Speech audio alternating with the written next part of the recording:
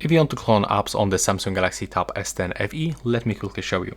So first of all, I'm going to show you how it actually looks with my Chrome. I'm right here in the tab of wallpapers, right?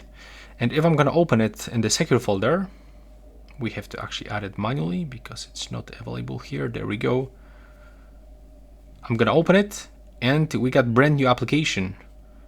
There is no history right here. I'm not at the same tab right here. And now I can even put them into the split screen mode. Take a look. There we go. I can use two Google Chrome apps at the same time. And this is basically how you can clone apps. So we have to just set the secure folder. And if you are wondering where is the secure folder, then you have to go into the settings. Now you will have to go into, wait a minute, what it is. For security and the privacy. Now move into the more security settings and go to the secure folder, and here you will have to set it up, set a screen lock, and then you will be able to open it like in my case, and then add any apps that will automatically clone them.